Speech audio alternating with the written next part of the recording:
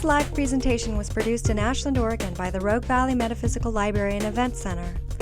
RVML relies on the support of our volunteers, members, and donors to organize and present these programs. For more information about this presentation, or to borrow, download, or purchase other recordings from our catalog, please visit our website at rvml.org.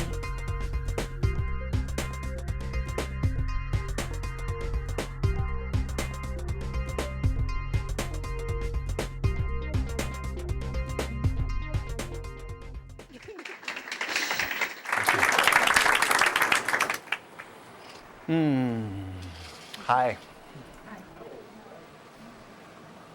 So, I'm really thrilled to be at the Metaphysical Center because I don't often get to talk to an audience that comes from a metaphysical perspective. And I am definitely, I've often called myself a modern-day mystic, and imagine many in here have used similar terms. So it's really exciting to be able to share that part of myself. And I'd like to invite everyone to join me by starting just with a few deep breaths in silence.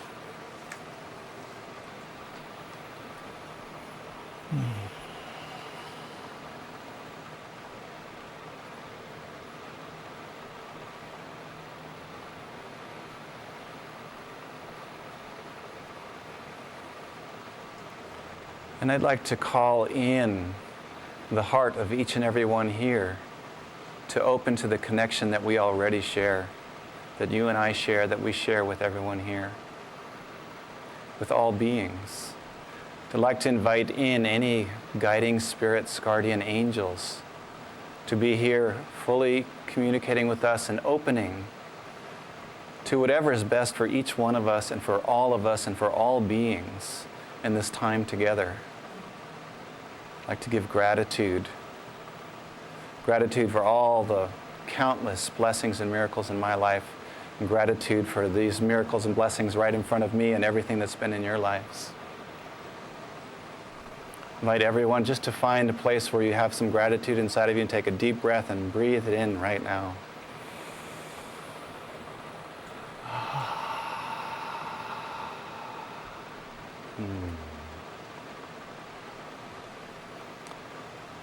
So, one of the things I want to do is be really open and transparent and vulnerable with you tonight. So I'm going to share some of my process of what's going on. I decided, because this is a metaphysical center and I'm really excited about this, to really open, not plan out what I was going to say at all, to tap into your energy and just flow and see where we end up going on this journey together. There's so much we could talk about. I'm sure any one of you I could sit down and we could talk for hours and be fascinated. So what's coming to me right now is starting out with the website that is dearest to my heart of the several websites that I manage right now, and it's called the Web of Love at weboflove.org. And the basic principle behind the Web of Love is a metaphysical principle which I was just mentioning. It's simply that every person on this planet has a heart. And every person has a place in their heart that wants only to love and be loved. No matter how twisted, no matter how far they may have suppressed that part of themselves, doesn't matter whether it's Bush or Cheney or whoever you want to call the most evil man on the planet or woman, they have hearts. And they have a place inside that when they were babies, they just wanted to love and be loved. And they ended up where they are now. So the Web of Love is an invitation to remember that. To remember that every being on this planet has a place that just wants to love and be loved. And that when we choose to support that place with our own energy, to allow us ourselves to see deeper than the mask which covers up all of the pain and suffering and craziness that goes on inside so many people, we can and will transform this planet. So there's a very basic, simple exercise on the Web of Love, which I'm going to invite you to join me in for just a minute. And it has to do with breath. Two of the most important tools that I've found in my life that have brought countless miracles are breath and intention. And awareness of the breath and how I'm using my breath has really brought some powerful openings and expansions in my life. For those of you who are scientists, you may recognize the number 6.023 times 10 to the 23rd. Anybody remember that? Chemistry? What is it, 1 joule? Is that what? I forget what the term is. But that's how many molecules there are in 1 cubic liter of air. It's something like 6 trillion molecules. So over the course of this night, you and I are going to exchange molecules of air probably on the order of several billion. With every person in this room, you're exchanging several billion molecules of air that they have breathed, that's going into your breath and out to others. And these molecules that we're breathing right now will go out into the atmosphere and be spread around, and within years, they're going to spread across the whole country. And people on the other side of the country in one breath will probably breathe several of the molecules that you breathe even tonight. Isn't that bizarre? What a concept. And you ever stop to think that the air doesn't disappear? It does. When you burn oxygen, of course, it can transform, but most of it stays there. And that you're probably breathing the same air that Jesus breathed, that the Buddha breathed, whoever your spiritual leader is, or whoever you put up on a pedestal in any way, you're breathing some of the molecules that they breathed. But guess what? You're also breathing molecules that Hitler breathed, that George Bush breathes, Dick Cheney. It's all there. It's all mixed together in every breath you take. And I use that just as an example of how we're much more interconnected than you might think. So the simple exercise on the web of love is just an in-breath and an out-breath meditation. I call it my mantra. The in-breath is, your sacred love flows into me. So saying that silently to yourself as you take a big deep breath, your sacred love flows into me. The out-breath, my sacred love flows out to you. And you might start, just think for a moment, who is it that's most dear to you in your life? Let that person just come to your mind right now. Who's the most close to your heart? And just take a moment with your eyes closed, maybe just imagine that person and breathe that in. Your sacred love flows into me. Big, full, deep breath. And the out breath, my sacred love flows out to you.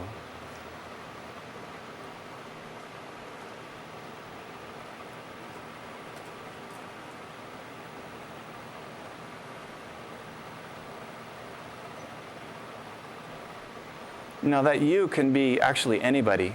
I recommend starting with somebody you feel close to, because of course it's much easier to feel the love there. But you can expand it outwards to your whole family, to all of your friends. The you can be singular or plural, which is not true in many languages. It's easier in English to do this one. And let's just take a moment now, recognizing that everybody in here has a beautiful heart, or at least a place in their hearts that's very beautiful, and that we can breathe the love in. So from this whole room, let's just take a moment to breathe the sacred love in and out.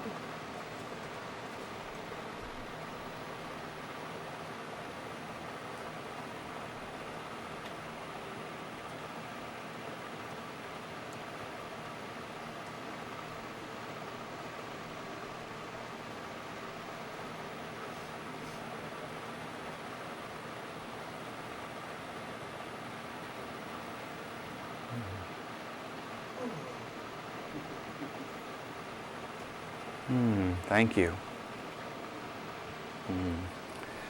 Unless you've seen my website, you probably didn't quite expect this White House insider to start out with something like that.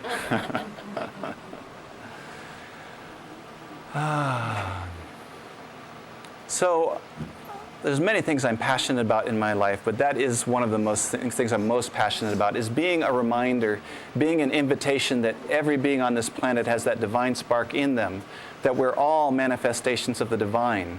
And that is my biggest perspective in all the work that I do. And guess what? That web of love has been in the White House with George Bush and Bill Clinton. And that web of love has been in many other places of power. And I never tried to become a White House interpreter. I was put there, and I'll tell you that story briefly. But once I was there, I knew why I was there. It's like, of course, that's what I'm here to do, and I've been here to do that for a while. And so when I'm with those world leaders, at the highest level, there's always two interpreters, one from their country and one from ours. And whenever their interpreter is going, when I'm interpreting, I have to stay focused, and I can't do it then, although it's always there energetically. But when their interpreter is going, I literally close my eyes and just do that. Feel the web of love, breathe it in, and breathe it out with the people there.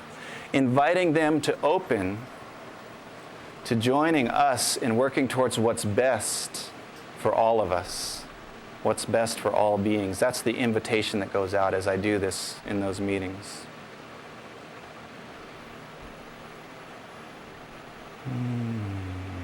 And believe it or not, I used to be very shy about telling people that I was a presidential interpreter, because I remember what I did when my boss at the State Department told me he had interpreted for Nixon in China. I put him up on this pedestal.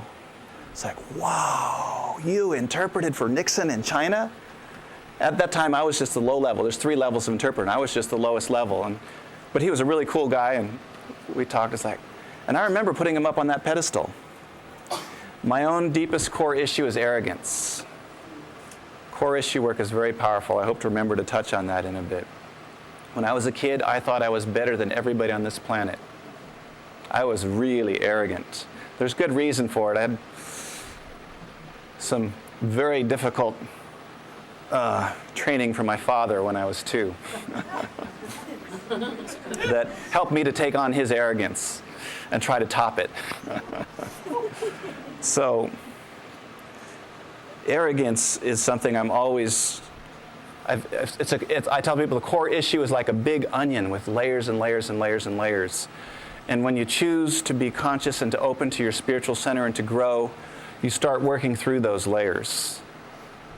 Every time I make it through a layer of that arrogance and have a new realization, a new breakthrough, like, wow, this is great. I'm doing it. I remember the first few times I thought the onion was gone. But then a few months later, like, oh, there it is, but in a more subtle form. And gradually I learned that it's not gone every time I have a breakthrough. It's these layers and layers. And it used to be like this, and now it's maybe like this. Very easy and manageable. It's still there. But it's so wonderful. So for many years, I didn't tell anybody I was interpreting for the president. In fact, I didn't tell my own mother, because I really didn't want him to put me on that pedestal. And then eventually I finally realized at my 40th birthday, I said, if I was somebody outside looking at me, I would want to know these stories. I would want to, it's not about putting somebody on a pedestal, like I'd want to be excited and hear about this. And so I finally got to a place where my overreaction to my arrogance stepped aside and I could share it with people. And then what happened is that as I got into these websites, and we'll go into it more later, I actually developed a mailing list where people would subscribe to my email list, which all of you can do, by the way, by going to any one of the websites and clicking subscribe. And so at the last time I interpreted for the president was, I think, October in 2004 in Bali. George Bush was doing a 4-hour stopover in Bali to meet with President Megawati Soekarno-Putri of Indonesia and several other leaders there. By that time, I don't remember, I must have had somewhere between 600 and 1,000 subscribers on to my lists. And so I had already done it several times, so this is the biggest one. I sent out to my list, I'm going to be meeting with these 2 presidents, these 2 world leaders, and several others. Condoleezza Rice was there, and several other top people, Andrew Card. And so I can't tell you the place because that's classified, but I can tell you the time, and I'm going to invite every one of you to join me at that time and focus on sending your energy and allowing it to channel through me and all of this so that we can all bombard them with love and bombard them with an invitation to open and expand and work towards what's best. So because actually many of the people on the list mailed it out to many others and actually spread quite a bit. There were at least several thousand who joined me that last time in October 2004 before I resigned. So you might think, well, what's Bush? Look at him now. Did it do any good? Well, guess what? I actually believe that we're all on the same side and that Bush is playing a very vitally important role. And he's pushing it so far that way that we can't help but rebound. And I think he even knows that, at least semi-consciously. But I'll just tell you a little story that surprises people. So I'd met Bush a couple times before. I haven't interpreted for him a lot because they don't often need Indonesian interpreters. I did become the #1 Indonesian interpreter by the time I resigned, so I was the one they called on.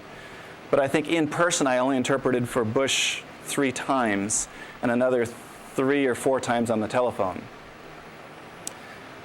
So this was our 3rd meeting, and this was the longest. The first one, by the way, was 8 days after 9/11. I was in the White House, and that was very interesting. There's many stories. But so,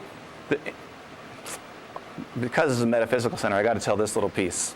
I woke up the morning of that 4-hour meeting, and by the way, it was a hotel. There's 500 people. When I got there 3 days early, I always go ahead, and then the president flies in and meet him there. 500 people working feverishly to set up 4 hours worth of meetings.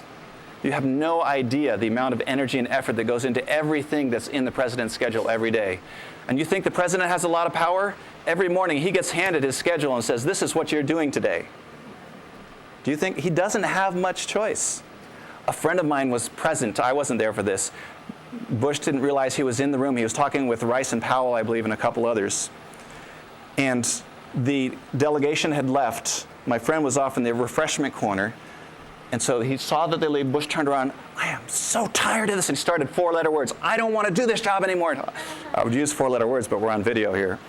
It was quite colorful language telling how sick he was of this work and he wasn't going to do it anymore. So think about that. Think about that. People have this picture of what the president is and the kind of power he has. My experience, particularly this president, is very much a puppet. Much more than somebody who's calling the shots. And even the presidents you think who were really calling the shots, they had some power, but there were many over them who were telling them what to do on many different levels. So anyway, I woke up that morning, and I always go out for a run to get me fresh, and my body is one of my top priorities, keep in good shape, because it's a gift that I have on this planet. So I jogged down to the beach, and there was this steep drop of stairs and cliff down to this white sandy beach with the beautiful aquamarine waters in Bali. This is like 6 in the morning, but the sun is up at 6 there. Whole bunch of stairs, all different along these rock things. I hit the bottom, and there, literally no more than 20 feet from this white sand that I set my foot on, is a dead dolphin. About 6 foot, beautiful bluish silver dolphin, dead right in front of me. Whoa, this is weird. I've never seen anything like it. Haven't seen many dolphins live. So I thought, what does this mean? In my life, everything has meaning. Everything. It's a matter of sometimes I don't know what it is, but I know it's there. So I said, well, I know that I have choice in how I live my life, so I can choose to take this as a negative or a positive omen. So I'm going to say, what's the lesson here? What can I learn from this? And I opened, and immediately I felt the spirit of that dead dolphin right there with me. It's like, whoa, thank you, what a gift. Next thing I know, the whole school of dolphins that this dolphin was from was right there with me, saying, hey, we love you, we're here to support you. It's like, whoa. And yeah, I don't know what caused that dolphin to die. I have some weird speculations, but it's not important. What I got is this school of dolphins was there to support me. I don't think they sacrificed their dolphin, but So it started out weird. And remember, this is when I have thousands of people ready to support me on this day. So it's quite bizarre, but I really felt good feeling that school of dolphins. So the first strange thing that happened that day is I was in the room pre-stationed. They let a few people in early who are going to be there. And the Bush team walks through the door. There's Bush, Condoleezza Rice. Andrew Card is his chief of staff. There's the Asian affairs expert from the National Security Council, who I knew fairly well, Karen Burks. They walk through the door. Andrew Card looks over and sees me. He makes a beeline right at me and goes, "Hey, it's great to see you again." With a big smile and a warm handshake. I'd never even said hello to the guy. I had met him a month earlier. And I don't remember, he probably was at the meeting in September, the first time. But it was so strange. He just walked right over and said, "Hey, it's so great to see you here." And then here we are getting ready for this big meeting. So I was happy and everything, was like, this is strange. So anyway, I just kept breathing, and some more strange things happened at lunch. So it was a pre-lunch and then a full-on luncheon, big banquet, and then some post stuff. And I'm just giving you the of course, all sorts of fascinating things that happen. But we're going into the luncheon room, which is a big banquet table. There's about 12 people there, about 6 on the American side, some of the people I mentioned, about 6 on the Indonesian side. I always sit right behind and at the elbow of the president, because I have to hear everything he's saying, and then I repeat, I'm his voice. So I'm always the closest one to him, actually, in most of these meetings. It's kind of strange, having that kind of, some people say, well, did you ever have thoughts about? And quite honestly, once or twice the thought crossed my mind. But, it's like, that's crazy, So, but there I am, sitting right at his elbow.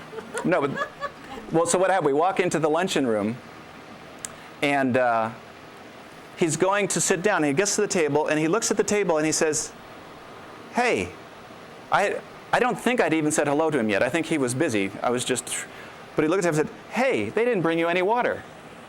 He said it right to me. He's like, 'What? You want some?'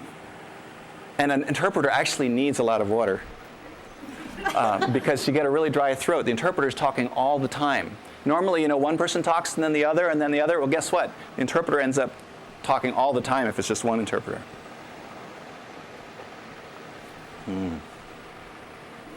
So isn't that bizarre? Bush notices that I didn't get water. I've never had anything like that happen with any of my people that I've worked with. And then, I'll just tell you some fun little things. So here's Bush, and then there's people, I think Condoleezza Rice was like 2 over, Andrew Card was like here. And Megawati, the president of Indonesia, is sitting directly across. Well, what do they spend most of the lunch talking about? Things like, their cattle ranch and the farms that she has, and isn't it a drag being a president sometimes? And that kind of stuff. They didn't talk business hardly at all. They'd had their business meeting. It's like, so it was really interesting to hear the fun things they're talking. I know we even talked about the price of beef. And, So it's not always what you might think. But then about halfway through, Karen Burks, as I mentioned, was the Asian affairs expert at the National Security Council, a very high position with top secret clearance. National Security Council, I assume most of you know, is the intelligence body of the executive branch. I had got to know Karen quite well from the time I went to the White House right after 9/11. She was the one who briefed me and filled me in on all this stuff. And she was the one who got me involved in this secret meeting that ended up getting me on the front page of the Wall Street Journal when I blew the whistle. So, she kind of regretted, I think, some of the things eventually. But so in the middle of this lunch, Karen Burks comes over, and I swear to God, it was the weirdest thing. She came over and said, "Fred, thank you so much." And she plants this big kiss, like 2-second kiss right on my cheek. Here, and every time I'm like, what was that about? Sometimes I wonder if maybe they know more than we know, and they actually are wanting transformation just as much as we are, and they're just stuck in their jobs. And maybe they were thankful. I don't know. Maybe that's not true, but it's one thing that plays in my mind, and wouldn't that be cool? It's probably not true, but it's a nice thought. But so I'm just putting this out there. It's like, wow, things are not always what you think they are. I'm sure many people in this room have had some pretty nasty thoughts about Bush and others and whoever. And this is just an example that he's human too. He's actually nice. Most of that temper tantrum he threw, he only does that in very, very private places. When I see him in public, he's always been very nice. and sincere. I remember the first time at the White House, after we'd finished an hour-and-a-half meeting, he turned to me, shook my hands, looked straight in the eye and said, "Thanks, great job." And interpreters, we're supposed to be invisible, and I love being invisible. There's something about being a channel in that way that I love doing. But we very much appreciate when the person we're working with at least says thank you at the end. About half of the people never do. And it's like, oh well. But it's just really nice to get a thank you. But his was not just a thank you. He looked me right in the eye and really connected with me. I mean, I could see that connection. So that's where I got it. Like, oh, this is a guy, he's, I labeled him a good old boy. I don't know how many of you have had friends who are good old boys, but the good old boys have good hearts. They're very conservative and very prejudiced and lots of other stuff, but they really do have good hearts. But they grew up, if you grew up, in some podunk, Oklahoma, with really conservative parents and all that values around you, you might have rebelled, as many of you here did, but you might have ended up being one of the good old boys or good old girls. So just tying this all back into the web of love and transformation here. So that is what I'm most passionate about in my life, is transformation. Let's take a breath together.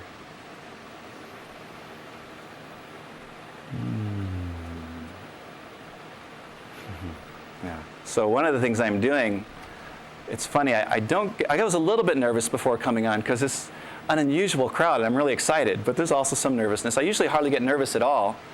And the reason is, when I close my eyes, what I do is I feel your hearts. I know every one of you has that place in your heart. Most of you are even conscious of it. And so when I just connect with that, I feel this warmth and support. And it's so easy for me not to get very nervous and just feel you and know that I'm here in service of you. I actually teach workshops. I lead workshops on various topics. And sometimes I teach people how to do workshops.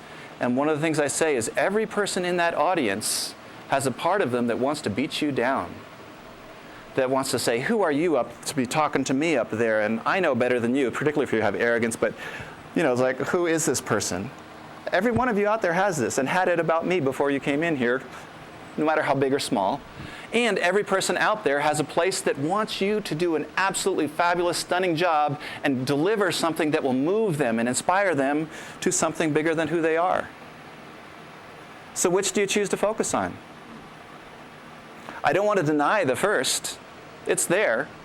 But I want to become good friends with that other part and invite it to come out. And that's what makes it so easy for me to talk in front of you and to talk at the presidential level and anything. So this comes back for me to the power of intention. Just, and no judgment at all about it. So just curious, how many people here are really familiar with the power of intention in your life? Okay, good. So I want to propose that if you look at the way our society is organized, it does not really support us to look at what's most valuable to us in our life, to look at what's the most valuable really on the deeper level.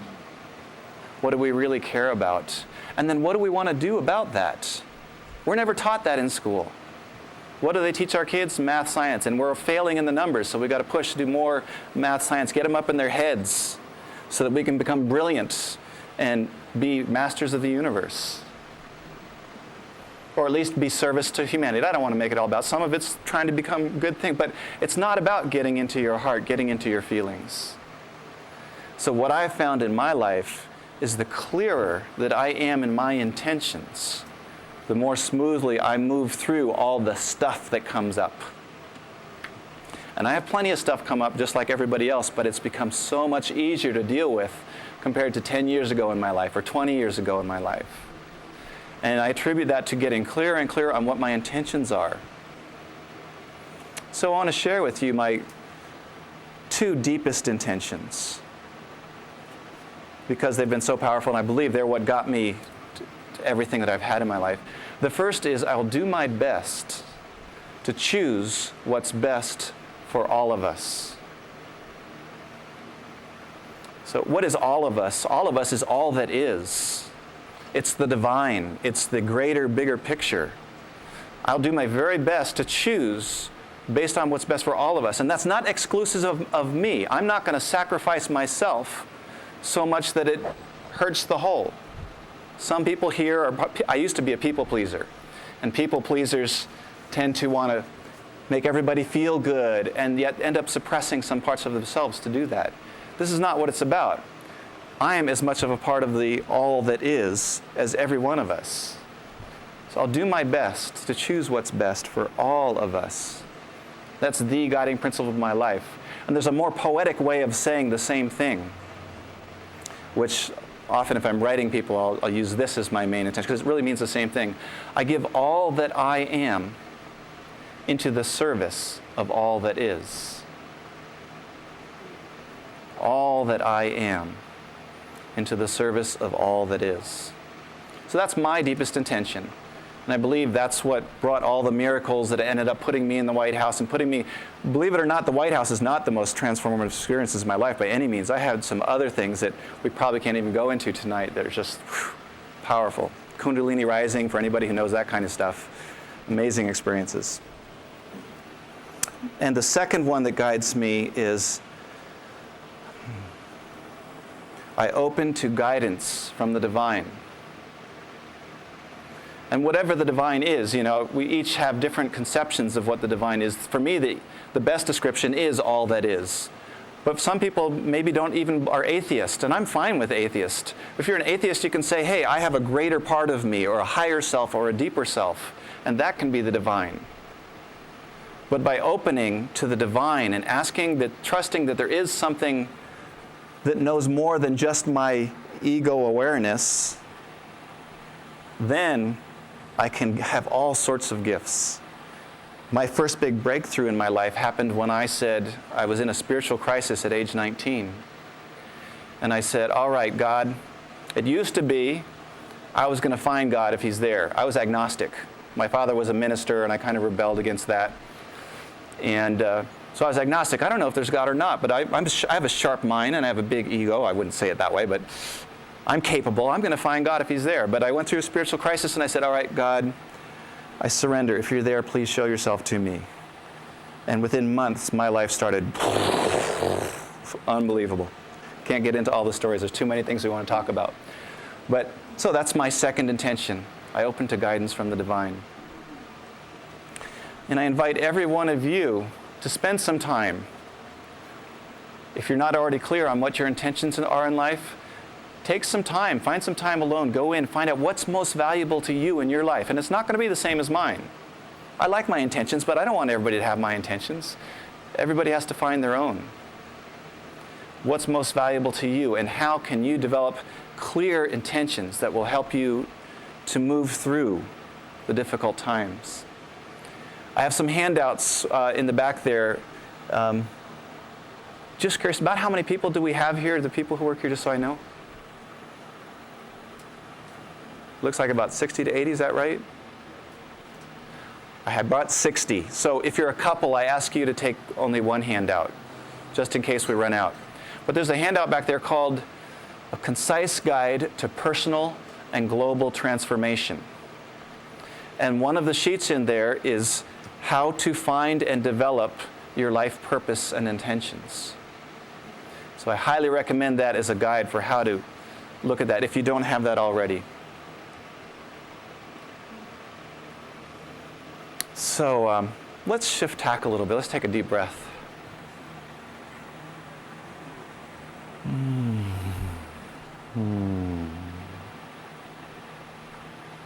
So I know this is unconventional. I know a number of people came here to hear about all the deep cover-ups. We're going to get to that. That's what we came for. That's what we're talking about. Yes, we're going to get to that. Yep.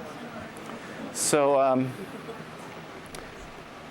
I have to, because of who I am, start with all of this, because this is the context that the cover-ups are always about for me. And the way to transform this planet is to come at these cover-ups from a place of desire, intention of transformation. If you come at it with fear and wanting to find out who screwed us and trying to get back at them, you're just creating more polarization. So this is why I have to preface all the cover-up stuff with this. So let's make a big shift here. Let's take a big, deep breath. Feel our connection.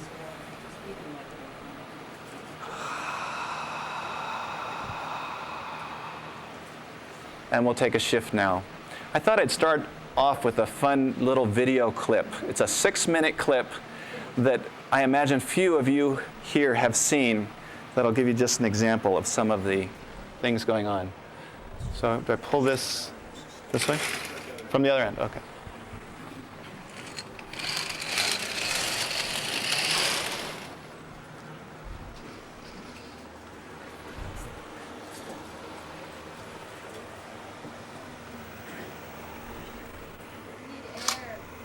I'll just briefly explain. The gentleman who's going to come on is from CBC, Canadian Broadcasting System, which is the PBS of Canada.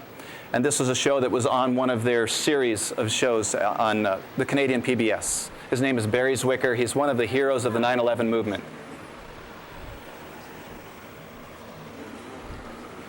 But it's not about 9/11.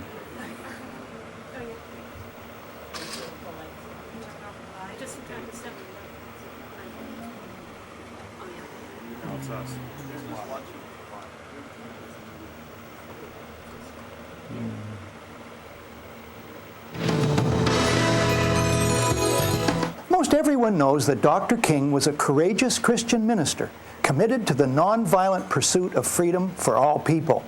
In this pursuit, he went to jail 29 times.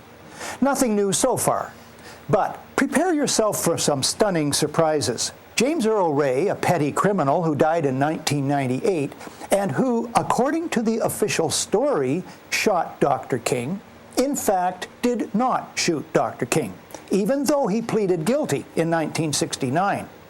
That's right, James Earl Ray was not, absolutely without any question, not the killer.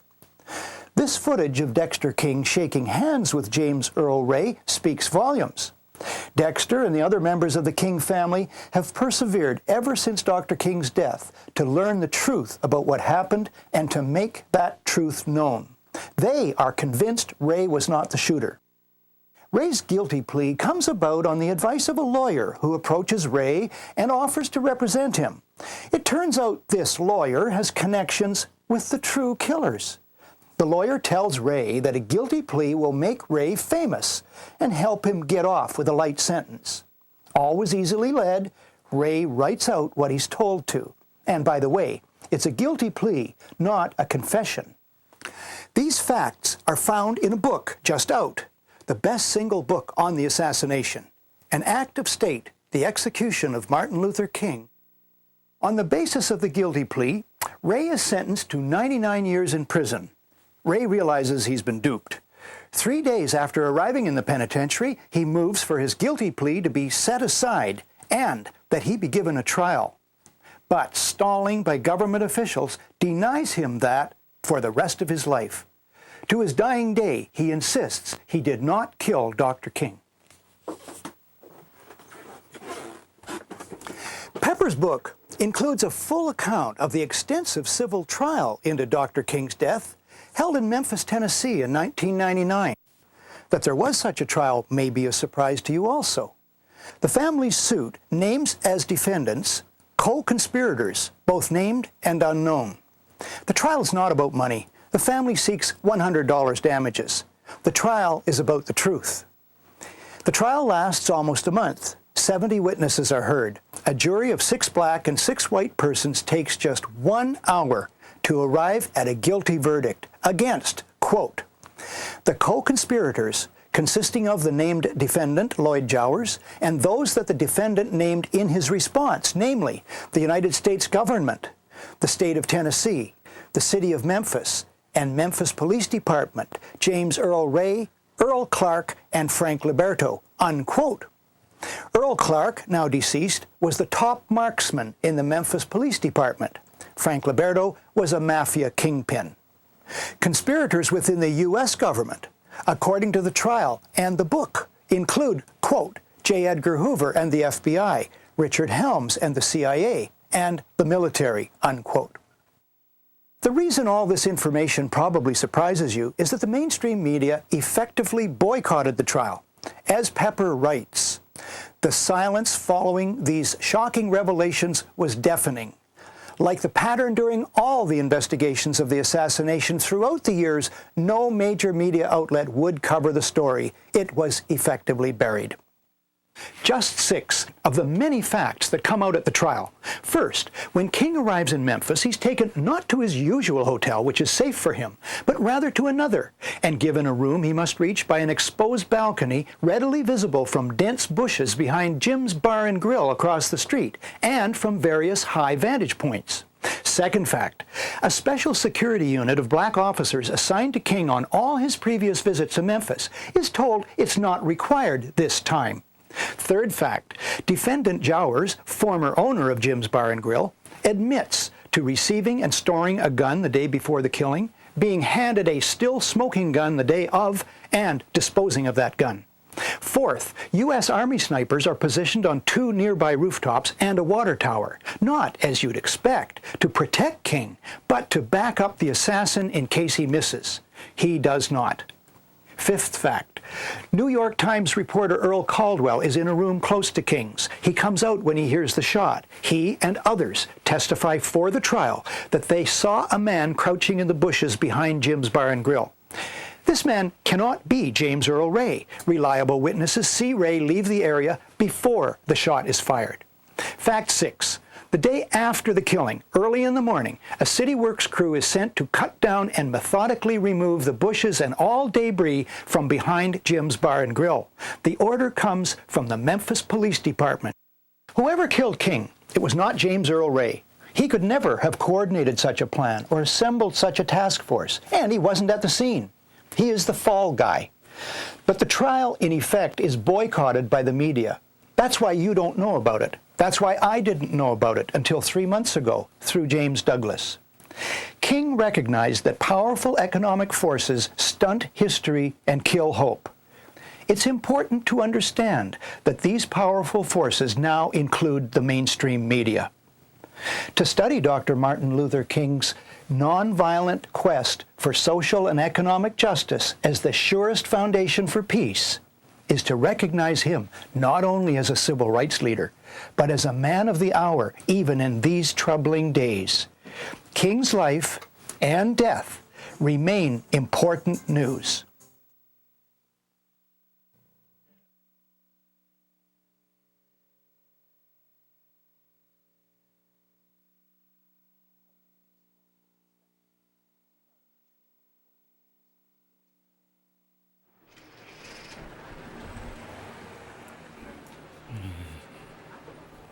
So just something to help me. How many of you knew about that trial of Martin Luther King?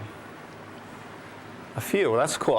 I wanted to pick something that I thought most people wouldn't know about so that you got a little bit of an education and got to see. I suspect, I suppose a show of hands here would be good. How many of you here know that there's a lot of major cover-ups going on in this world? Yeah, okay. So I'm preaching to the converted. Yeah. Yeah, right. But so I did a pretty good job of finding something you didn't know about.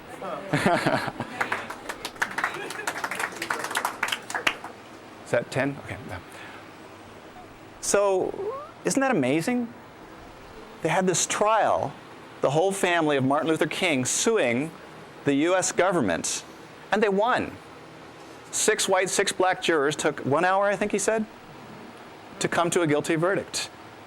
The AP was there. Nobody else was there. The Associated Press reporter is an interesting story about, he actually wanted to report the story, but it was shut down. They shut him down, and he decided to keep quiet. He wasn't going to fight that one. Isn't that fascinating? Right. For questions, we have to use a microphone. Is this an important question? Yeah. Was there any foreign press there? Was there any foreign press there? I don't know all the details. I'm sorry. Yeah. Sometimes the foreign press does a much better job of reporting these things than the U.S. press. So this is just one example of how the media helps to concoct our consensus reality. And I suspect most of you already know this. And if you don't, I invite you to take a look at the media cover-up section of wanttoknow.info.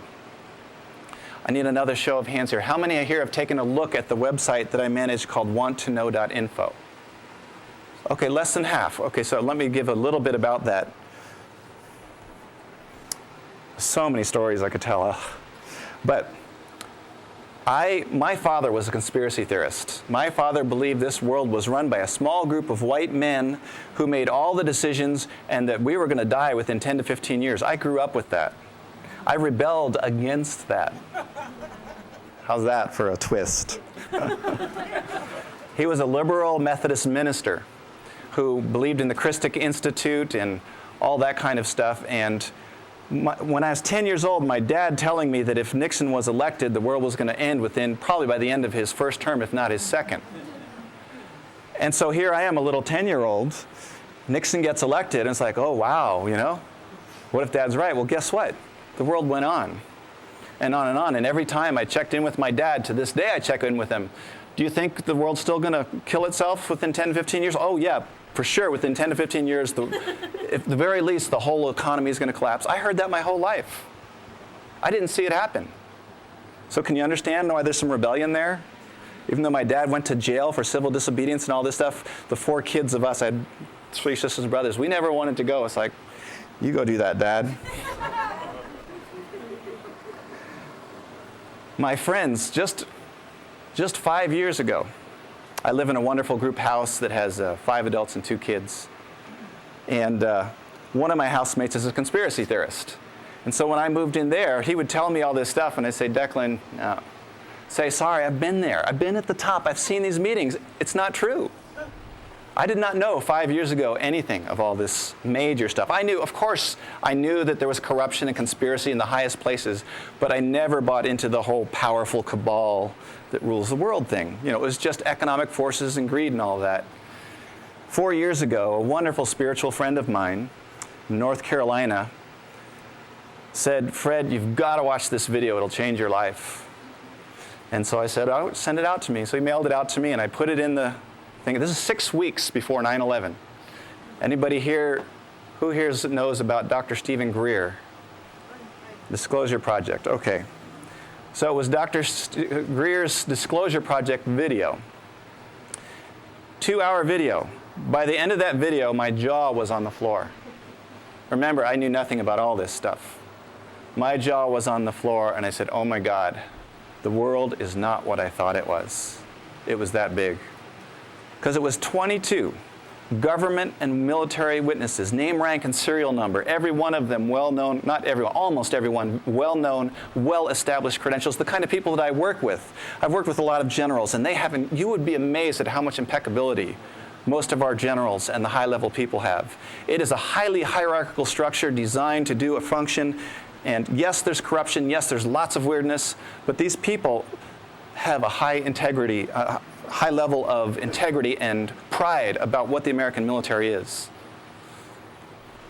So when I saw these people saying things about UFOs, and before that I thought, of course there must be UFOs. It'd be arrogant of the human race to think there's no other life in the universe, but I'd never heard a single story that sounded convincing to me of UFOs around the Earth in this lifetime.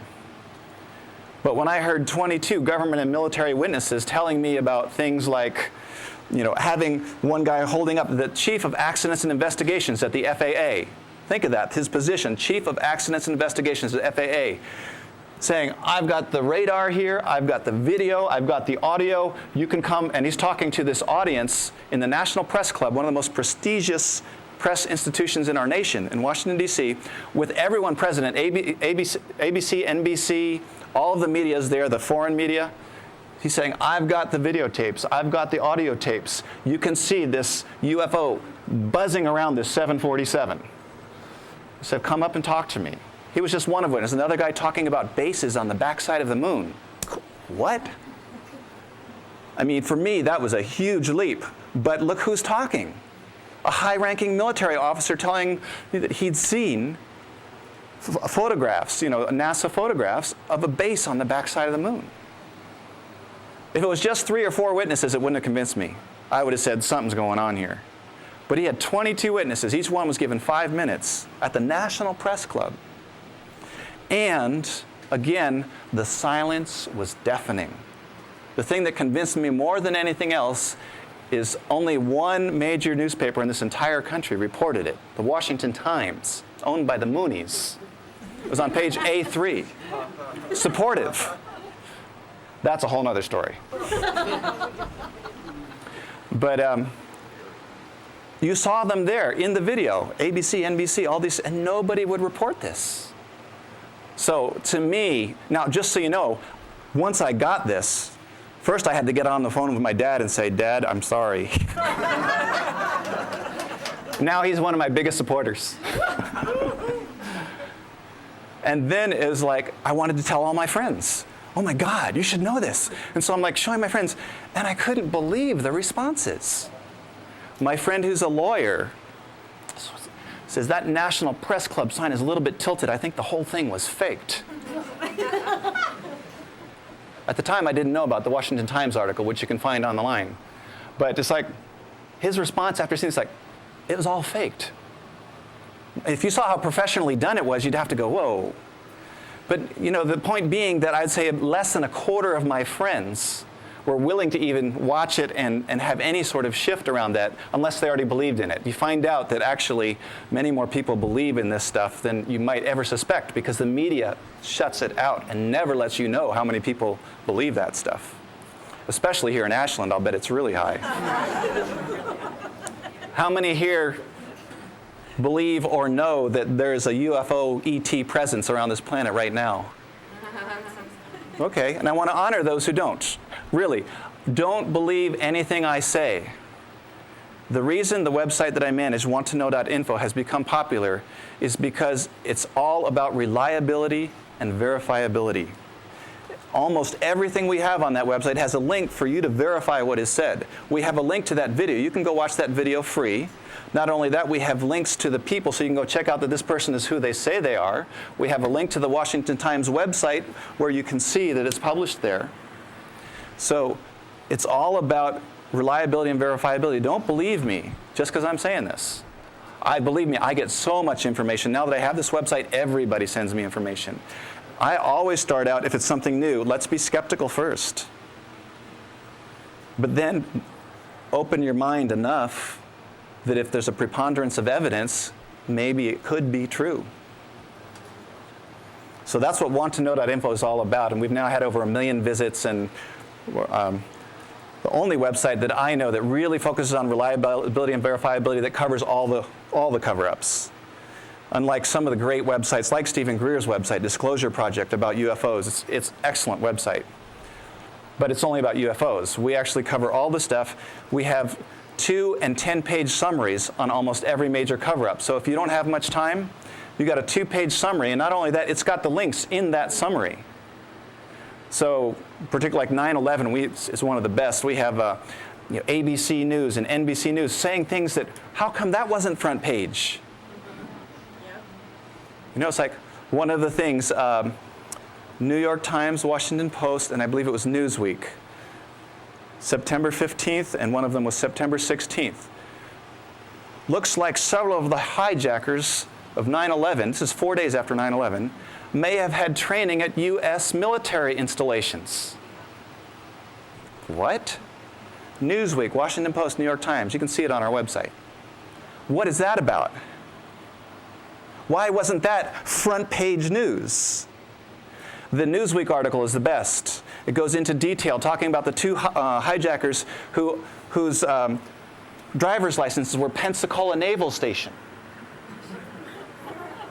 Oh, isn't that interesting? They had apartments that, I don't remember all the details because there's too much to know. But if you go in and look at all the details in this Newsweek article, it's like at least 20 different points that are like, what is that? How could that be? What? Next day comes out in the thing, well, the military called us and said it was just a coincidence of names. That's it.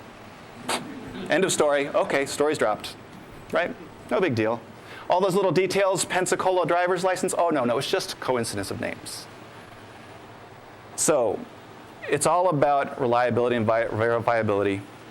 We all are affected to some degree by what the media puts out and wants to create as a consensus reality. I saw this even before I was into conspiracies, how the media has a huge impact on what we see and believe. So for the few here who don't know a lot about these cover-ups, it's vital that you first understand the media cover-up. Once you get it, and it's not that all the reporters are into this conspiracy. It's not actually, though I applaud my dad now in some ways, it's not simplistic. At the low and middle levels, there are many great reporters trying to get out great stories. And even at some of the higher levels. But it's the ownership and the people at the top who have final editorial say, who, if they see anything serious about UFOs, until just recently, it does not go into the paper. If they see anything about CIA involvement in drug running, ooh, no, no, no, no. You all know what happened to Gary Webb? Oh, yeah. Gary Webb, Pulitzer Prize-winning reporter, came out in 1995 when they didn't know the power of the internet and reported on some serious CIA drug running.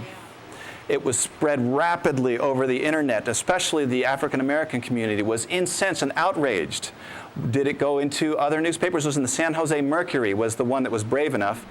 What eventually happens, and Gary Webb's editors are so excited. This is like huge breaking news, and his editor above his editor is excited. CIA comes for a visit to the San Jose Mercury News, and you can read all about this on the website in the 2-page summary. I have a few of them back there. CIA comes and makes an argument with sufficient vigor, I believe is the word that they said, that they had to make some clarifications. And interestingly enough, though this had gotten some media attention, it was never anywhere big. Once Sepos, who was his editor, said, we believe it was now mistaken and all this stuff, that was splashed on the front page of the New York Times. Isn't that interesting? They never made the front page, wasn't even get much mention at all, but suddenly, when it changed, they knew how much the people were already believing it. It made the front page. So the media cover-up is a key. And in fact, if you're trying to invite, and I really encourage you not to force anyone, but to invite your friends to open up to this information, it's really great to start with the media cover-up. Do you believe Gary Webb was murdered? They announced in the news it was a suicide, but... Do I believe Gary Webb was murdered? My own personal opinion is very likely, but it's so hard on those kind of things to know for sure. But I can tell you that if you go and start exploring some of the mind control, which is the deepest, scariest stuff, you find out that, and there's all sorts of government documents that have been released to show you that we have the technology to manipulate people much more than you would ever imagine. Yeah. Non-lethal weapons, how many here know about non-lethal weapons? So not that many. It's a good topic to learn about, and there's lots of released government documents. If you go to our mind control summary, it's mostly based on government documents rather than major media websites that have been released thanks to the wonderful Freedom of Information Act. And we tell you the document number, the page number. There are websites that have them posted so you can see them free there. We tell you for $30, you can send away, and it took 3 weeks for me. I got a packet back this thick from the CIA, Freedom of Information Office, filled with 20,000 pages worth of mind control documents. No, I'm sorry. That was 20,000 pages was on 3 CDs. 20,000 pages would be like that. I ordered a couple trial congressional testimonies that were that thick. But it was the first time it was those 3 CDs with 20,000 pages. So let's all take a deep breath. I can get really going and rolling on this stuff, and I think we should take a break now, and then we'll come back and go some more. And the key thing here is, if you leave here with a lot of fear or anger, I feel like I haven't done my job. So even though some of this stuff might sound really weird and scary and even maybe threatening to how you look at things, I have no doubt that we can and will transform this planet. So let's take a break.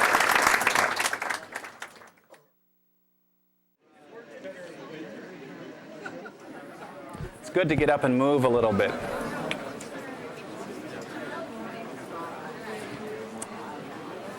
And by the way, can I have it quiet for a minute, please? Shh. Thank you. By the way, if anybody wants to reach me by email, you can go to any one of the websites and hit Contact Us. I am the one who answers all the emails. But I ask you to be aware that I am the one who answers all the emails and try to keep them brief. Yeah, I so far pretty much answer all of them unless they're really nutcases, in which case I do get some pretty crazy, and some of them are really just disturbed and have been badly influenced, and usually them I'll try to give something. But anyway, let's all take a nice deep breath together.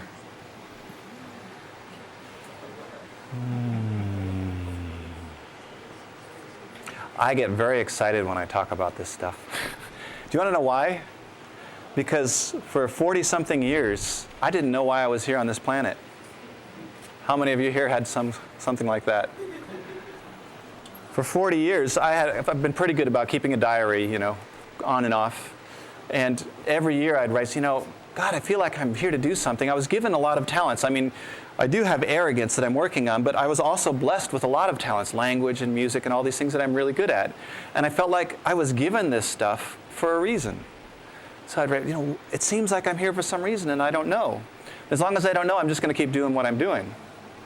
Then I watched that video that I told you about. And it's like, oh, this is something big. And then 9/11. Oh, okay. And before long, I absolutely knew why I was here. Once I scanned the internet and saw that nobody had a website covering the big picture from a reliable, verifiable place, I said, all right, that's what I'm here to do. And to have the counterbalance of the Web of Love and the others. And significant parts of Want to Know That info, they never push the Web of Love because most people aren't ready for that or just aren't open to it. And so it's always just kind of down at the bottom. There's a list of the other websites managed by peers. And hopefully, if people get interested enough, one day they'll go take a look. Usually I mention the moment of love first because that's not as difficult for people who aren't open to this to see and read. So I'm going to go back mega for a minute before we dive more into the juicy cover-up stuff. I had a great question during the break. So who's really behind all this? Great question. Who's really behind all this? I actually do know the answer to that. Oh, let's hear it. I think I do. You probably will find it difficult to believe. But the one that I believe is behind all of this at the highest level is you. You. Every one of us co-creates everything that happens in some way. I'm in the Metaphysical Center, so those of you who are just coming to hear a presidential insider, I apologize, but I'm seeing this as a metaphysical audience, so I'm taking a metaphysical stand because I am a modern-day mystic in some ways. And the metaphysical stance, we're all interconnected. And so I ask you to bear with me if this is too much New Age hogwash. I will get to some juicy stuff for you later, too. No, we already know that. Right, but for those of you who here are metaphysically oriented, there's this hierarchy. And the more people you have, the more rungs there are in the hierarchy. And what I find happens is that when I talk about a mass consciousness, every group, each us in here, we could say there's a mass consciousness that I'm trying to read and work with. Every group of people has their own consciousness with its similarities and dissimilarities. The globe has a mass consciousness. And I believe each of us plays an absolutely vital role in that mass consciousness which co-creates this reality. So I believe every one of us is equally responsible for everything that happens. And in fact, the deepest work that I do on this planet is the work on myself. I know that for me. The Want to Know That info stuff, that's important. But if I was just doing, I would rather not do it than just do that. Because it's when I transform myself, you feel it when I talk to you. If I hadn't done my work, I would feel very different to you. I might be talking from much more of a place of fear and all this stuff, and might get you excited and lots of fear of anger, but that's not what I'm about. I got it a long time ago when I got this, what's best for all. It's not about polarization. How many of us in our relationships, including me, haven't had times when you're like, it's you. You are doing this to me, Well, guess that's what they're doing at the highest levels. You work with these guys and you find out sometimes I see they're like little boys. You should have seen when the premier of China was going to meet with Al Gore. Al Gore was 3 minutes late with an African president. The premier of China, with his delegation of 5, if he's not here in 1 minute, we're storming out. And sure enough, 2 minutes before the appointed interview, they stormed out of the room. If he wants to meet with us, he can come to our place. And it was a quarter of a mile across this huge compound in Denmark at a UN conference, acting like little kids. You think these highest level politicians are any better than us? Sorry. Some of them occasionally, some are more smart or more talented or whatever than others, but overall they're pretty human, with all the human foibles that go along with that. And so that's what the bigger picture I invite us to look at. When we work on ourselves, we then can become more powerful in transforming our world. The core issue work for me is some of the deepest stuff.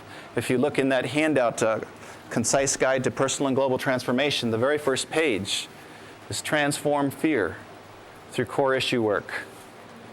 And I sometimes lead workshops in that. I think that's some of the most powerful work I do, because when you get it, some of the programming that runs your life, that's old programming that worked when you were a kid to survive those very scary experiences that you went through, but they don't necessarily work anymore, but you're still running that same program. And when you make a decision to change that programming and hold an intention to shift it, you'll see big shifts in your life, and the whole world responds. It sends a ripple out into the mass consciousness. And the whole chaos theory, where the butterfly flaps in Argentina and a hurricane happens somewhere else. So I just wanted to make sure I got that mega question. Who's responsible? Every one of us. Each one of us. When we start with ourselves, I could tell many stories on that. Okay, so it seemed like there's a lot of interest in 9/11.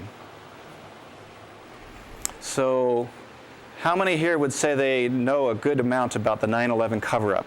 Just good for me to get a feel. A lot of you, okay. And now, I'm going to ask you, don't feel bad at all, but if you don't know much about the 9/11 cover-up, please raise your hand. It's good for me to get an idea. Okay, just so you guys know, there's only about 10. So I'm going to have to kind of move from the assumption here that you have some knowledge, and I'll try to fill in the blanks for those who don't know. On the day of 9/11, I had already been awakened 6 weeks earlier by the UFO cover-up, and seeing that huge, massive level of cover-up, of course, I was much more open to the idea. I'm sure that if I had not had that, I would have a very different view of 9/11. That said, still,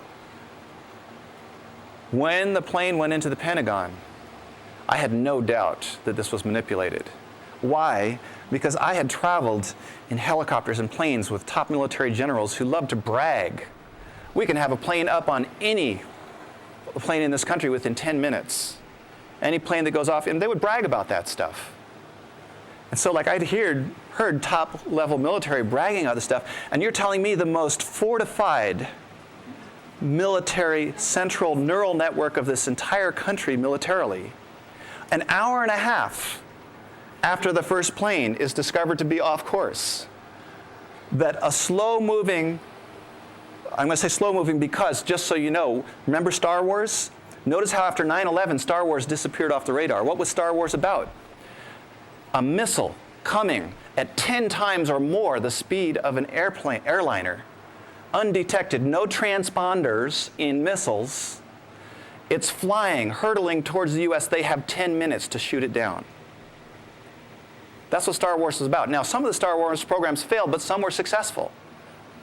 So are you going to tell me that an airplane relatively lumbering at 1/10 the speed of a missile, so they turn off the transponders? Guess what? NORAD doesn't need transponders. The FAA does. NORAD does not need transponders, and they have a map of where everything is in Cheyenne Mountain. That's public knowledge. In Wyoming, watching everything that's going all the time. And their alarms go off before the FAA. I can almost guarantee you that. I don't have proof of that, but I've worked with these people enough to know. So an hour and a half after the first plane is missing, and let's see, it was the first plane hit at 8:46, I believe, and the Pentagon was officially hit at 9:37. 50 minutes after the first plane went into the building. That the most fortified building in our country could be hit like that. So even if I hadn't been a conspiracy theorist or opened up this information, I would have been asking serious questions. David Ray Griffin, who's a well-known theologian, one of the most highly respected theologians in our country, and he had written 20 books, and his last 2 books are about the problem of evil, interestingly enough. He was one of the first mainstream figures to stand up in the 9/11 movement and said, we got to talk about this. And by the way, a little bit of bragging here, he found about his information from our 2-page summary originally. A colleague of his sent that to him, and then he went on and went to the 60-page summary on our website and started his research. Well, that's how I kind of became friends with him. So, thank you. That, once that happened, I said my work is done. I mean, not complete, but it's like, if I got David Ray Griffin, if you hear this guy speak, he is so warm and friendly. He has a better sense of humor than I do. And he's this warm sort of grandfatherly figure. And he's talking about serious stuff. And he says he didn't believe it at first. For a long time, he thought it was blowback, which is what many people believed. Of course, we've done all this stuff to them and they want to get back at us. But then this colleague sent the 2-page summary with all the links, and that's the key. It was all verifiable. And he started checking them out. He said, oh my goodness. And before long, he wrote a book called The New Pearl Harbor, which I highly recommend. Although the second book is even better, and that's the 9/11 Commission Report, Omissions and Distortions. If you want to read David Ray Griffin, I actually was one of the editors, or not editors, proofreaders of that book. So this guy comes out and starts saying all this stuff. And among the things he talks about, which I totally agree, how many cameras, security cameras, do you think are focused on the outside of the Pentagon? Who knows, but it's got to be at least a couple dozen, right? At least a dozen are focused on the one side, at least, right?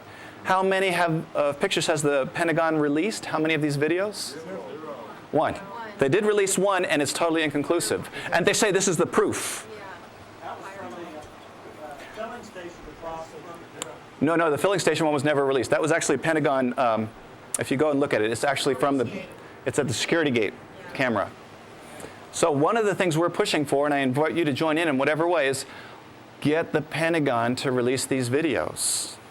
There's lots of testimony that, do you know that all of the emergency communications in the World Trade Center towers was declared national security? This is always the excuse when you need to cover up something. For reasons of national security, you need not know what happened.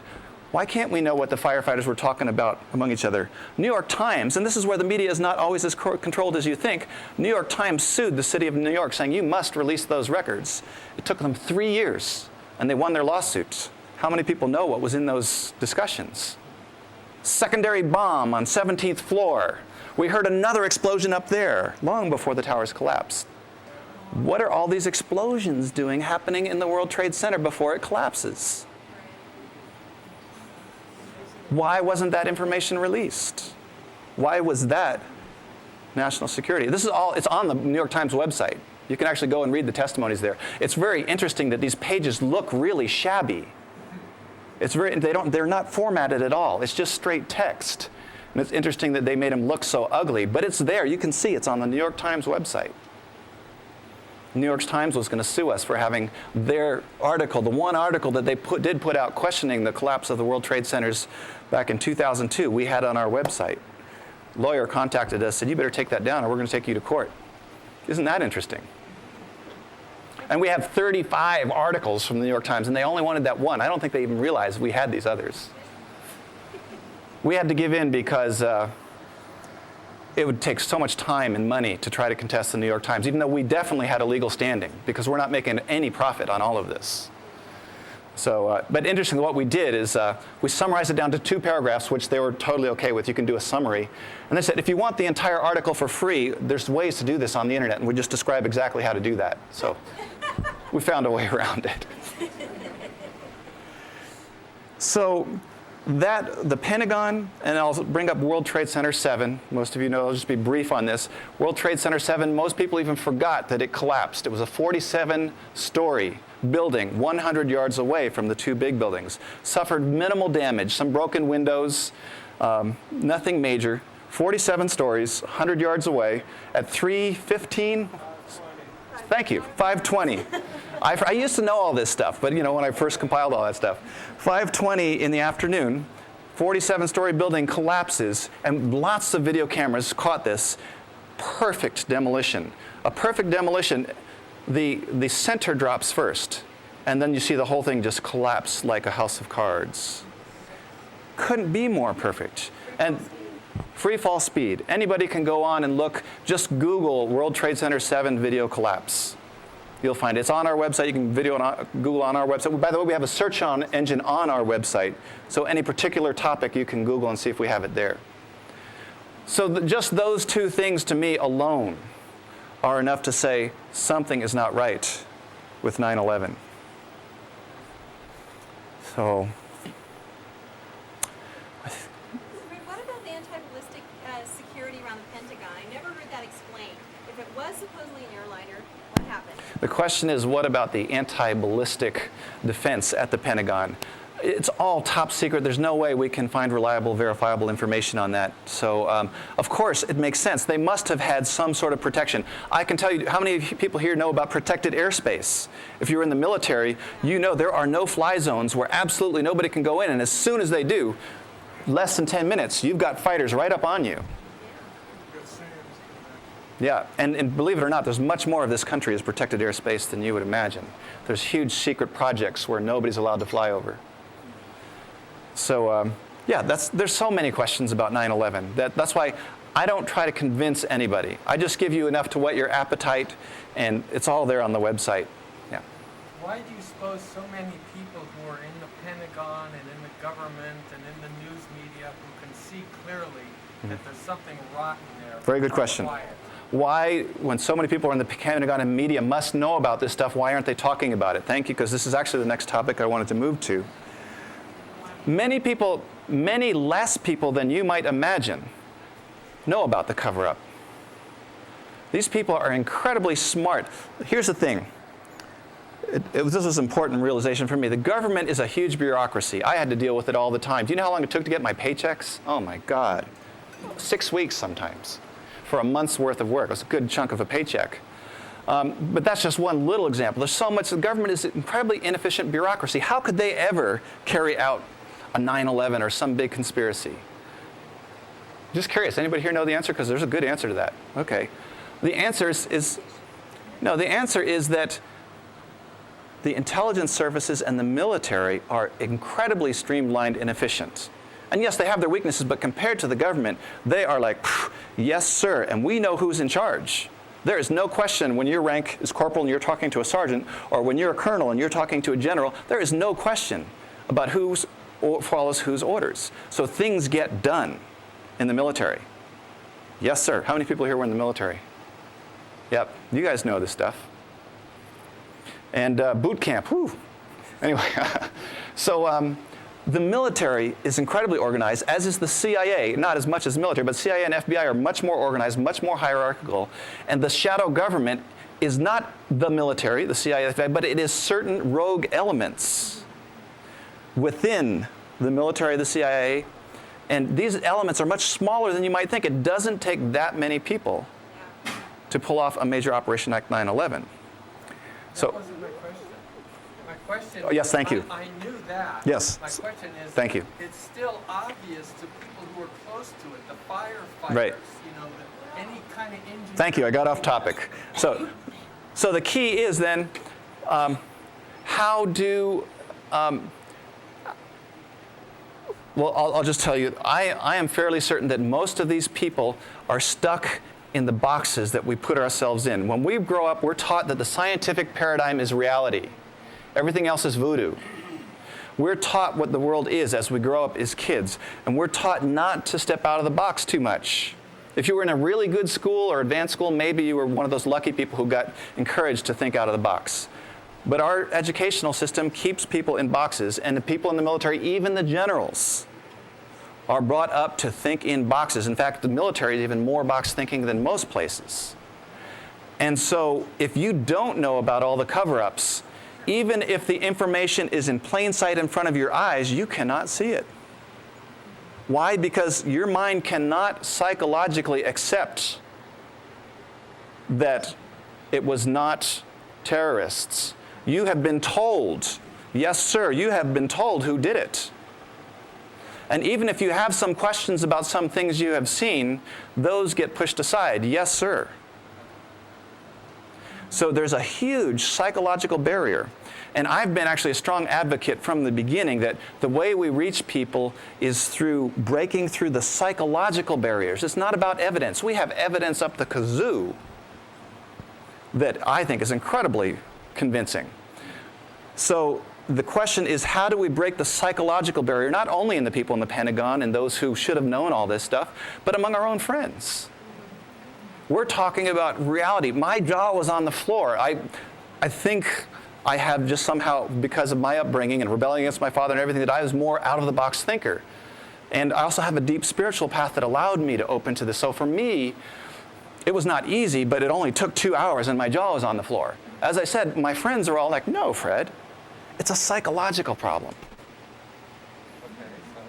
So how do, and I'm so thankful that now that seems to have become the main topic among the key thinkers of the 9/11 movement. I'm in email contact with most of them, and it's become a big topic. It used to be the argument, do we talk about evidence or do we talk about theory? But now we're talking, it's a psychological problem. Yeah. I don't know, it just seems to me that the news organizations, newspapers, television, they are complicit in the thing. And we have generations of people who know that their parents found out stuff from ABC and the New York Times and Washington Post, and they're not reporting it, so it can't be true. Right. So yes, the newspapers and the media do play a key role, but even there, even people in the media who know there's a lot of corruption going on, we're talking about a whole nother level compared to any other cover-up, compared to the John F. Kennedy assassination. So to make that psychological leap, even if you know some of this stuff is going on, people will not look at the evidence. Even if some part of them thinks it might be true, that's too scary to look at. They're not going to admit it. But they don't want to look at it. It's too scary. Somebody was talking during the break about approaching senators and congressmen, which is awesome, and being belittled because of that. And I honestly believe that a lot of these people don't know. Some of the 1 or 2 key people on the Intelligence Committee, I think, actually knew about 9/11. But I think as congressmen and senators, Biden's on the Senate Intelligence. only a few people had any sort of foreknowledge. Do you know, one of the key things is Newsweek reported about a week after 9/11. Newsweek has learned through reliable sources that top Pentagon generals canceled their travel plans on September 10th. On September 10th. So how much did they know if they're canceling their plans on September 10th? John Ashcroft, our Attorney General at the time, stopped flying commercial flights 6 weeks before 9/11. If he was in on the plot, he would have known it was going to be September 11th. He would have just not flown on September, not made reservations, right? So was John Ashcroft involved? Were these generals involved? I don't think so. So why did they stop flying? Because they had knowledge something big was coming down. Alex Jones announced 6 weeks before 9/11 that he thought very soon there was going to be something more or less like a 9/11. Alex Jones has become a big kind of cult hero in the conspiracy theorists. So. Don't you think also that a deterrent? I'm sorry, they had their hands up first, so I really have to go back here. Yeah. Something like that would be a special ops. Yes. Special ops are always highly compartmentalized. Thank you. Yes, and I can talk to that. So therefore, They can't hear you, so do you mind if I? Yeah. what will happen is that the word may get out to everybody to lay low for the next couple of weeks. Yes. Don't fly. Yes. So, special ops. Something is going to happen. And whoever Thank you, sir. maybe They can't hear you, so I'm going to really cut you off, and I apologize. We can talk more later if you like. So I learned before all the cover-up stuff, as I was traveling with these military people. I remember we were driving in a car in Arizona on an Air Force base, and he said, "You want to know what's over there?" I said, "You can't know. It's a black op. I don't know. Nobody can know. It doesn't exist." I was like, "What?" He started telling me about what black ops are. The official name, Unacknowledged Special Access Projects, USAP. And that means that this project legally does not exist. And legally, you can totally lie, even in court. And you are protected because there are laws that protect these black ops or special projects. Mission Impossible. And what you find is that even within these projects, This man is working on one aspect, and he has no idea what this man is doing. Exactly. So the compartmentalization, the term uses, they're compartmentalized. And the key term that you hear is the need to know. You may not share. You sign your oath. You may not share anything about this project with anyone, including your wife, unless there is a specific need for that person to know. So this part of my pinky doesn't know what this part is doing. I would guess there was on the order of 10,000 people involved in some aspect of causing 9/11 to happen. Of those 10,000, my very rough estimate is maybe 100 to 300 actually knew that they were supporting 9/11 and happening. So what happened when these other 9,700 people, when the trade centers came tumbling down, what do you think is going through their mind? They suddenly realized they did one piece in helping this thing to happen, because now they get it. This thing that they did, whether it was doing something in the World Trade Centers or something they did, what happens in their mind? The country is suddenly in a fear. The whole world is in sympathy, and everybody's talking about the evil hijackers. What's going through your mind psychologically? The answer is you're going, holy shh. That's right. And you're going, oh my God, what do I do? This is too big for me. I'm going to shut my mouth and just stay quiet. You mention a thing and people would be, anybody who wasn't in on it would be just on your back. The other choice, that was one choice, and so many people did that and just stayed quiet. The other choice is, this is so wrong. This is so wrong. And yet there's no way I can speak about it. I'm going to do my best to somehow shift this thing. And I can tell you, I believe there are thousands of people who feel guilty about their role in what happened. They did not know they were involved in planning these things, and they have been working quietly, secretly, behind the scenes, because they know that they could get seriously even killed if they leak this information, but they are working in whatever way they can to change this thing. And I can tell you, there are elements, there has been a near coup in our military, because certain key people in the military, a lot of the officers, in fact, figured out what's going on, and they're sharing it with each other, and they're saying, this is so wrong. But this is not, you're going to have to read this in the newspaper. I get this just from my inside sources, the stuff I can't put on wanttoknow.info, because it's somebody just sharing personal information. But so you got to understand, it's much more psychological. It's not about the evidence. Back in the room, there was a guy in the question. Hold up, hands up for a long time. Okay, whoever's had his hand up back there for a long time, go ahead. This has been the most haunting question for me. I do not believe that an airplane hit the Pentagon. I do not have enough information to believe that an airplane went down to Pennsylvania. Right.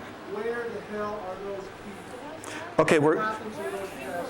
Okay, once you get into the 9/11 movement, there's all sorts of major questions that are very difficult to answer. Was it a plane that actually went into the Pentagon or not? I don't know. I have suspicions, but I'm not even going to tell you, because then I'm just giving you my opinion and I'm going to influence you. I don't think it's important. And this is vital. I really don't think right now this is important. What is important is that we build the pressure that people open up and start asking questions and demand the Pentagon to release those videos. Then we'll decide whether, maybe it was. There are people who claim that because they knew it was going to come out, actually it was a real plane that went in there, but they're holding back the videos because they knew that the people would grab onto that, and this is a way of discrediting the 9/11 movement. That's possible. But the 16-foot hole. I don't know. No, so, okay, all my point is that the 9/11 movement from the beginning has been fighting each other. Once you're in it, they're finding all sorts of stuff to fight each other. Guess what? Surprise, surprise. We become ineffective. And thank you for those who don't. Thank you to David Ray Griffin, Stephen Jones, who don't buy into that. Say, I don't know the answers. And that's why I'm not going to even give you my opinion, because it's not important. What's important is we get people to start asking questions and not to fight and argue about what really happened. The videotapes will show us that plain and clear. Yeah. Again, you said there were thousands of people involved, and they didn't know there were.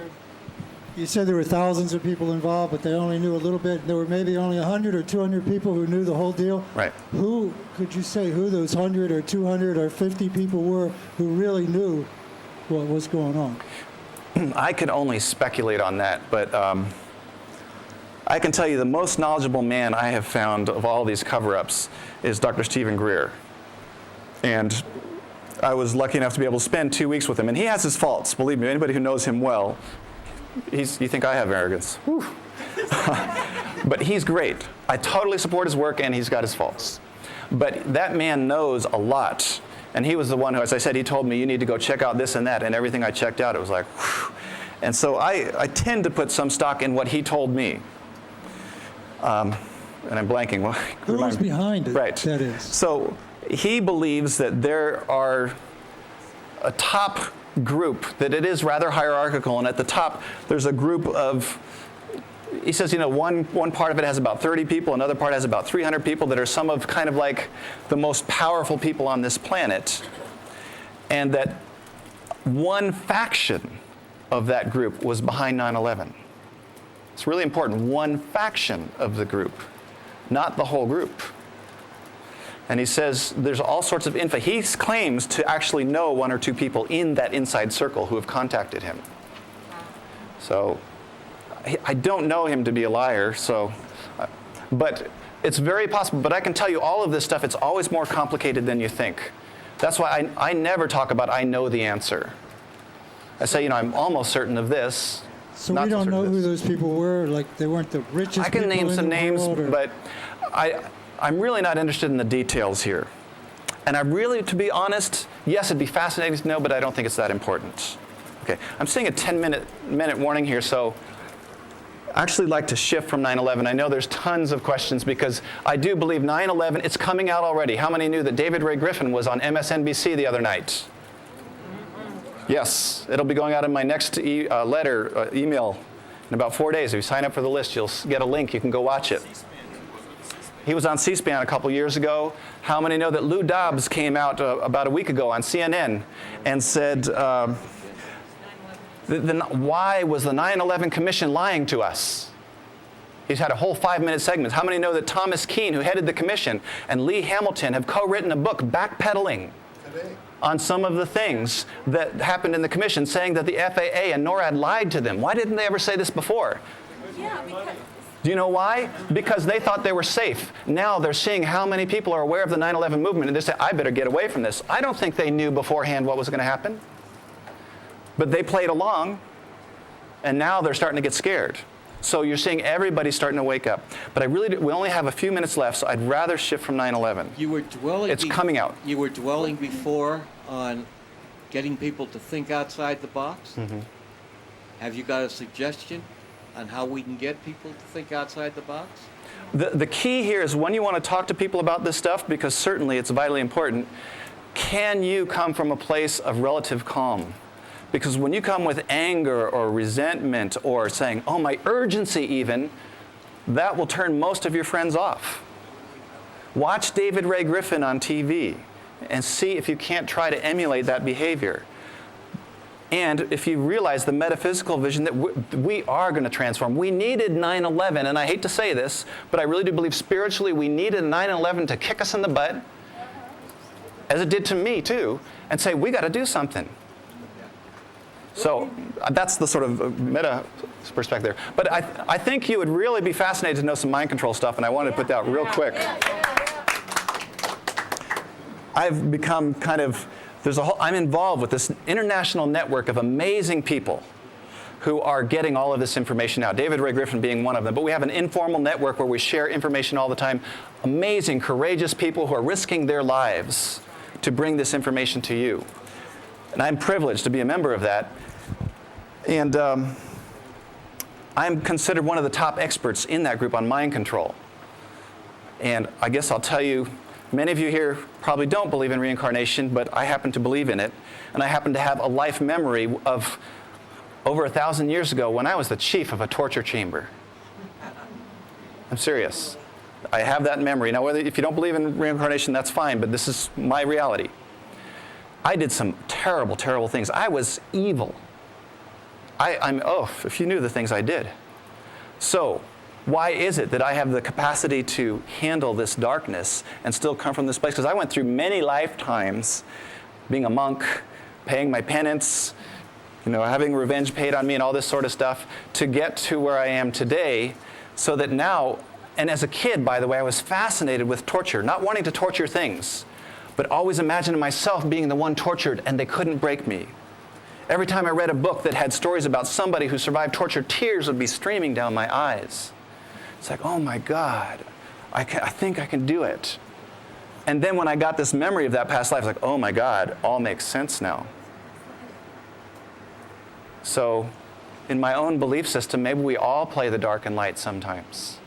Maybe there are lessons for all of us in all of this. And that's why I have the capacity. Some of the stuff that goes on in mind control is ugly, ugly. I've had many survivors of mind control tell me their stories. And sadly, it involves torture. It involves rape of little children. It involves some of the most heinous things you can imagine.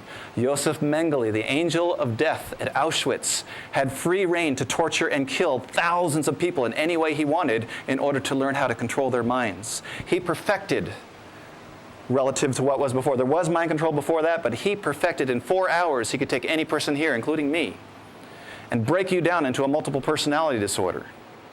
So as a nurse, I knew what multiple personalities are. The core personality does not know about the other personalities.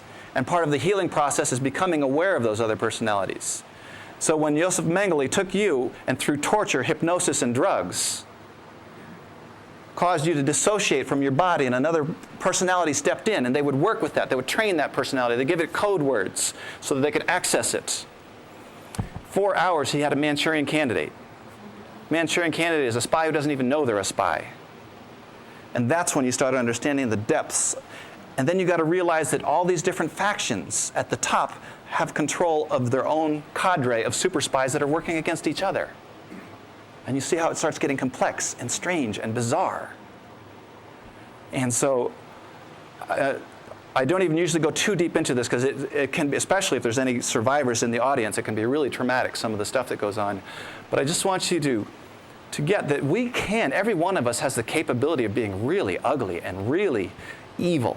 Now, I don't believe in evil in the greater sense of things, but in the subjective sense, there is evil. In the subjective sense, you're there and I'm here. In the greater metaphysical sense, we're all united.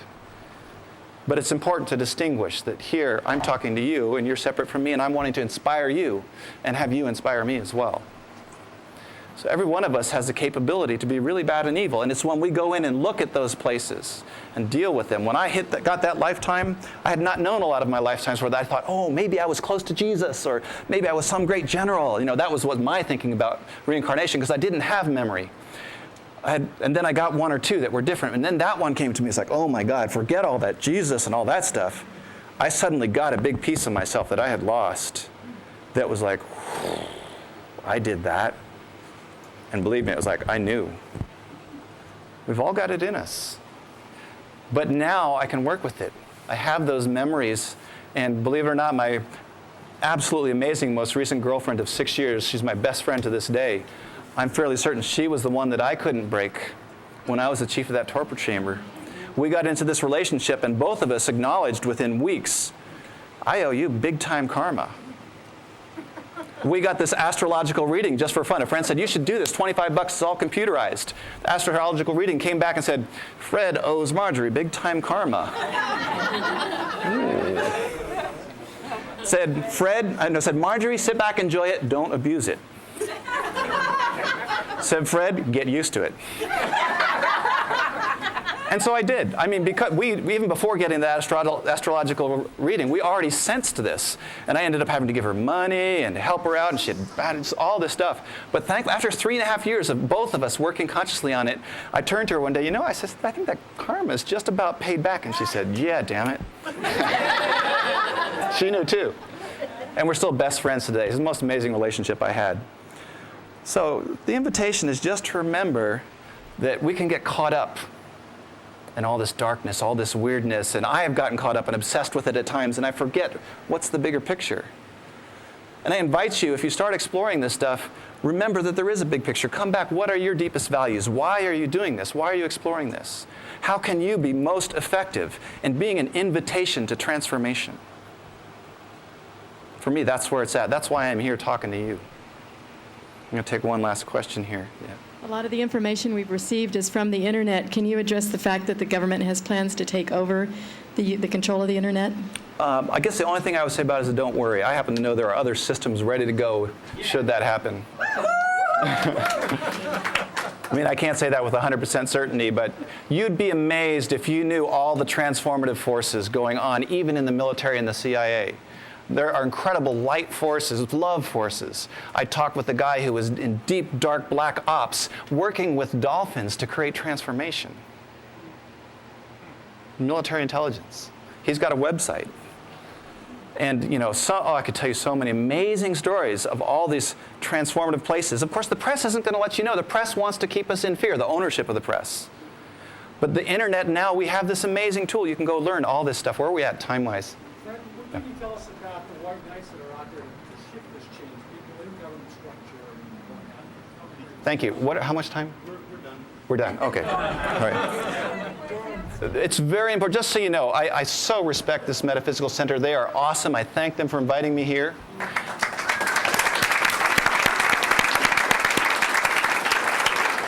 And Jordan Pease, who's the overall manager, plays a lot of respect, just like, let's not use up people's time. So the time's up. I want to honor that. I want to say thank you all so much. I do want to invite one last deep breath of your sacred love flows into me and my sacred love flows out to you. So just invite you to open to that for as much as you can.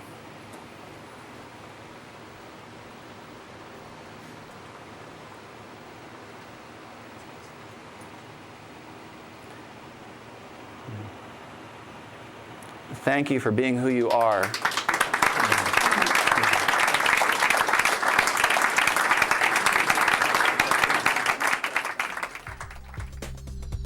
RVML Resource Center is a volunteer-operated federal 501c3 tax-exempt nonprofit organization.